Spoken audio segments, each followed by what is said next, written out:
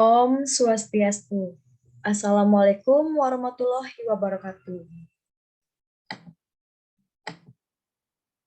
Baik, di sini saya akan melakukan praktikum yang dimana untuk memenuhi tugas dari mata kuliah Pendidikan IPA 2 dengan dosen pengampu Rizda Amini.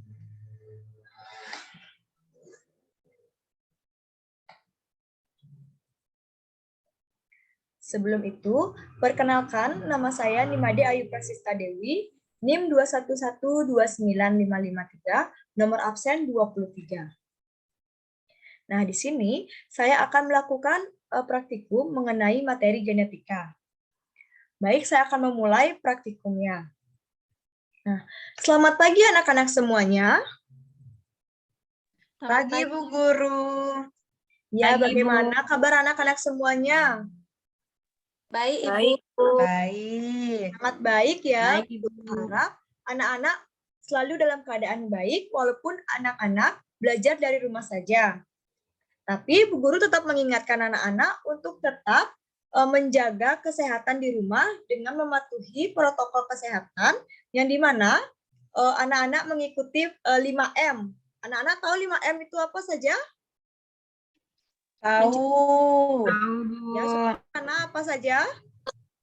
Menjaga jarak, memakai masker, mencuci tangan, menjauhi kerumunan, dan mengurangi mobilitas. Iya, benar sekali. 5M itu adalah menggunakan masker, mencuci tangan, menjauhi keramaian, mengurangi mobilitas. Nah, anak-anak, sebelum itu, anak-anak pernah nggak mendengar tentang genetika? Tidak. Nah, tidak membahasnya. Genetika itu adalah sebuah cabang ilmu biologi yang terfokus pada bidang pewarisan sifat yang terjadi pada organ makhluk hidup, yang dimana makhluk hidup itu ada tumbuhan, hewan, dan juga manusia. Sederhananya, genetika merupakan ilmu yang mempelajari tentang gen dan berbagai macam aspek yang terkait dengannya. Nah, adapun istilah-istilah penting dalam pewarisan sifat ini. Yang pertama, ada istilah hibridisasi, artinya persilangan. Lalu, istilah yang kedua ada parental atau biasa disimbolkan dengan huruf B, artinya induk atau orang tua. Lalu yang ketiga ada filia. Filia itu biasanya disimbolkan dengan huruf F, yang artinya keturunan atau anak. Lalu yang keempat ada alel, artinya variasi dari gen yang ada di kromosom. Lalu selanjutnya genotip, artinya sifat yang tidak tampak. Selanjutnya yang kelima ada fenotip, yang artinya sifat yang dapat diamati. Nah, dalam genetika ini ada pun hukum yang mengaturnya, yang dimana disebut sebagai hukum Mendel. Hukum Mendel ini ada dua anak-anak. Yang pertama ada hukum satu Mendel, yang dimana bunyinya alel-alel dari gen yang sama akan terpisah atau tersegregasi saat pembentukan gamet atau sel kelamin. Lalu yang kedua, maksudnya Bu Guru, hukum satu Mendel ini dikenal pula dengan nama hukum segregasi atau hukum pemisahan, menyatakan bahwa pada pembentukan gamet, kedua gen yang merupakan pasangan akan dipisahkan dalam dua sel anak. Hukum Mendel yang pertama ini berlaku pada peristiwa monohibrid. Lalu yang kedua ada hukum dua Mendel. Hukum dua Mendel ini berbunyi pasangan alel dari gen yang berbeda bisa berpasangan secara bebas selama pembentukan gamet. Hukum dua Mendel ini dikenal sebagai hukum asortasi atau hukum berpasangan. Secara bebas menyatakan bahwa sepasang individu yang memiliki sifat berbeda satu sama lain dalam dua pasangan sifat atau lebih akan menurunkan sifat pada keturunannya tanpa bergantung pada sifat pasangan lainnya. Hukum Mendel 2 berlaku pada peristiwa dihibrid dan polihibrid. Nah, seperti ini contoh dari hukum dua Mendel itu atau peristiwa dihibrid. Nah, ada persilangan dua individu yang dimana persilangan dua individu ini disebut sebagai monohibrid dan dihibrid. Yang pertama, Bu Guru akan membahas tentang monohibrid. Monohibrid yang dimana mono artinya satu. Persilangan monohibrid adalah persilangan dua individu tapi dengan satu sifat beda. Sifat yang dimaksud seperti warna bunga yang disilangkan, bentuk biji, tinggi tanaman, dan lainnya. Pada persilangan monohibrid berlaku hukum satu Mendel, karena pada saat pembentukan gamet kedua atau G2, gen di dalam alel yang sebelumnya berpasangan akan mengalami pemisahan secara bebas dalam dua sel anak atau gamet. Secara bebas, di sini maksudnya adalah pemisahan kedua gen tersebut tidak dipengaruhi atau mempengaruhi pasangan gen yang lainnya.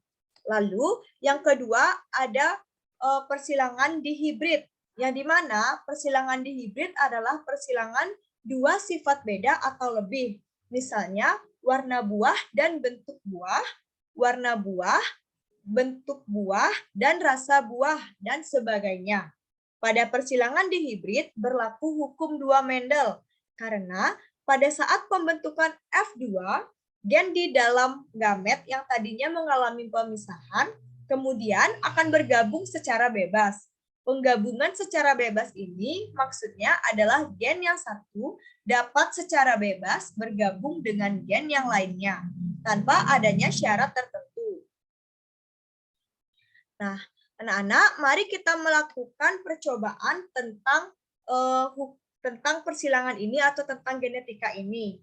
Bu Guru menggunakan persilangan monohibrid.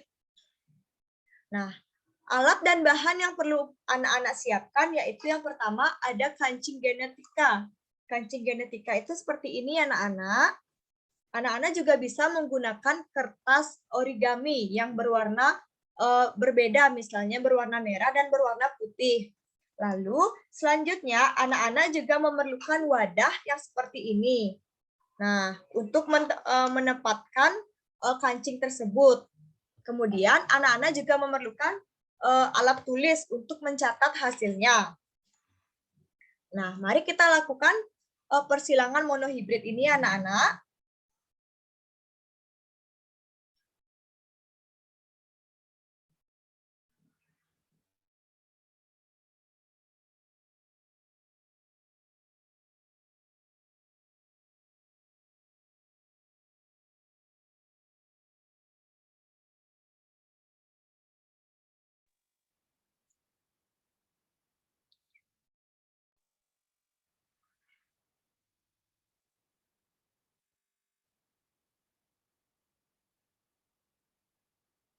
Nah, anak-anak di sini Bu Guru sudah menyiapkan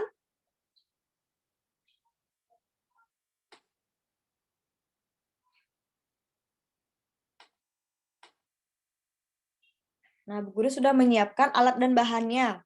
Anak-anak bisa perhatikan. Nah, yang pertama, anak-anak bisa lihat di sini Bu Guru memiliki dua warna kancing genetika yang dimana warna hitam dan juga warna kuning. Nah, untuk jantan Bu Guru ibaratkan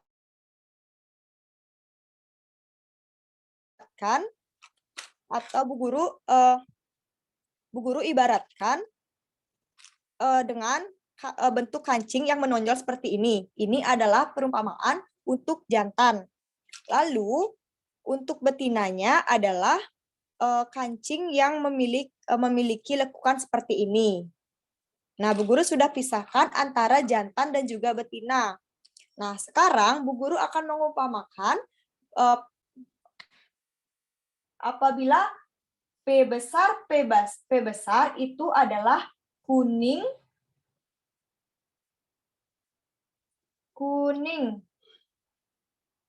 Kemudian P besar P kecil adalah kuning hitam.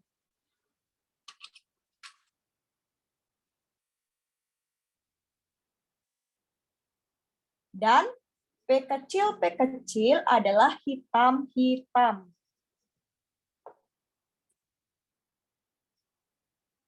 Nah, untuk menentukannya sekarang Bu Guru akan mengambil dari kedua wadah ini secara acak dengan memejamkan mata.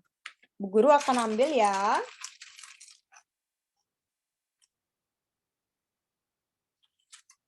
Bu Guru akan ambil.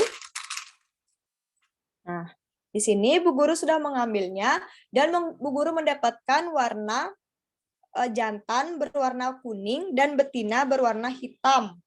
Seperti ini. Lalu kita pasangkan atau kawinkan.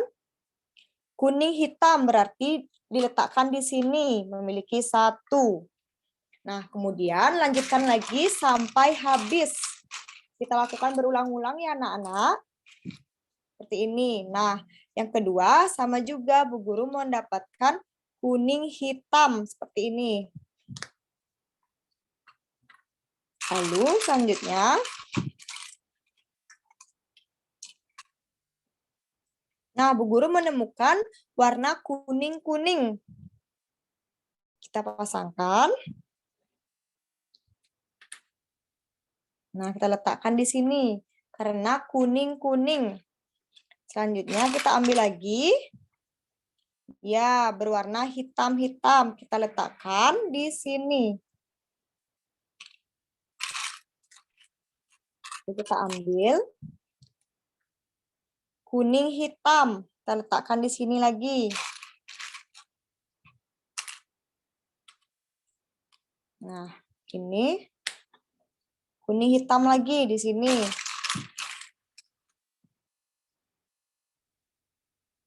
Nah, kita mendapatkan warna kuning-kuning.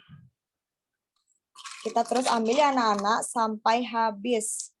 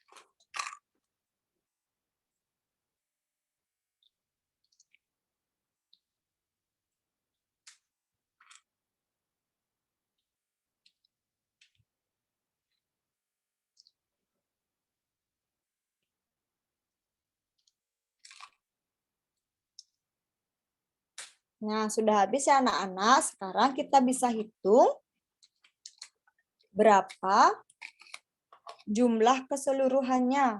Anak-anak bisa tulis kuning-kuning. Kita hitung 1, 2, 3, 4, 5. 5 kita hitung, kita tulis 5.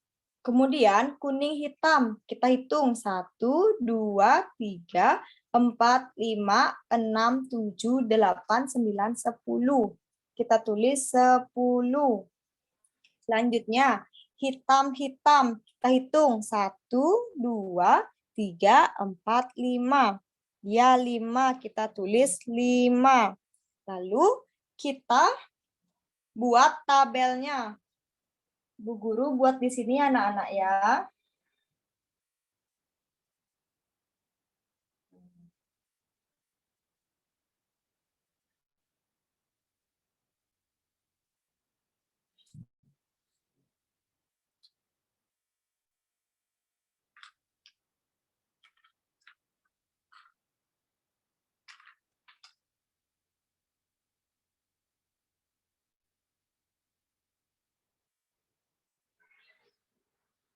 Nah, kita buat.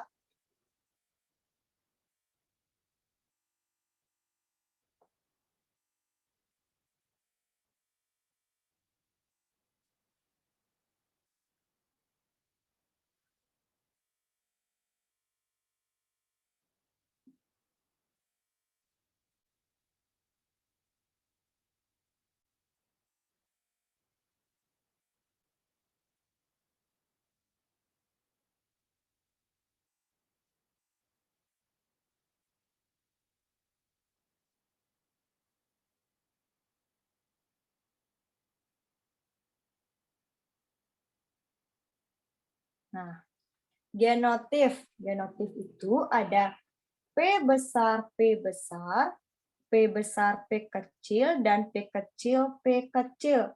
Fenotifnya P besar artinya dominan berwarna kuning. Kita tulis kuning. P besar, P kecil, sama juga kuning. Kemudian P kecil dominannya berwarna hitam. Lalu kita tulis P besar ada berapa tadi? Ya, 5. Kemudian P besar, P kecil ada 10.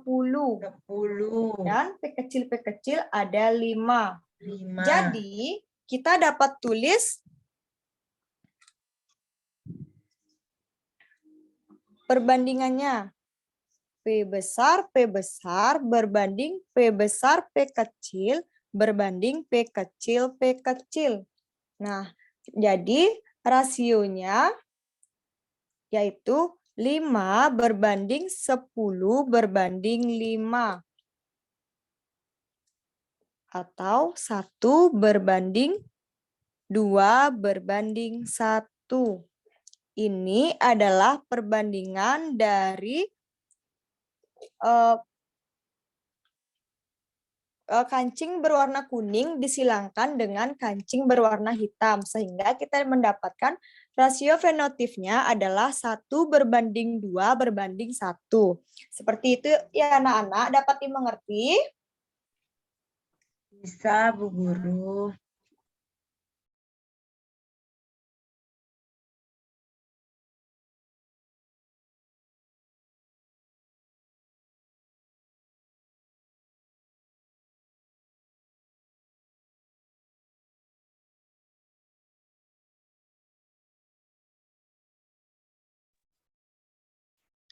Nah, anak-anak, itu tadi adalah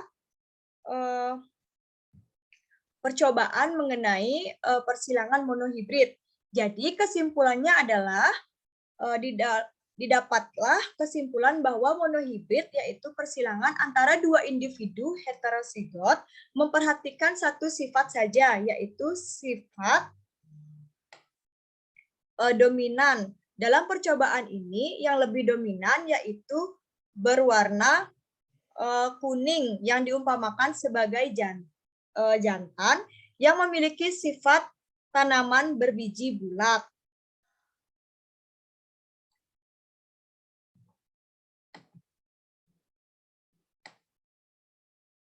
Nah, anak-anak, sekian dari Bu Guru. Bu Guru harap anak-anak bisa memahami persilangan tentang monohibrid ini dengan baik dan anak-anak bisa mencobanya dengan menggunakan alat-alat yang anak-anak miliki di rumah seperti yang sudah Bu Guru katakan tadi. Baik, sekian dari Bu Guru akhiri dengan para mesanti. Om Santi Santi Santi Om. Wassalamualaikum warahmatullahi wabarakatuh. Terima kasih Bu Guru. Terima kasih Bu Guru.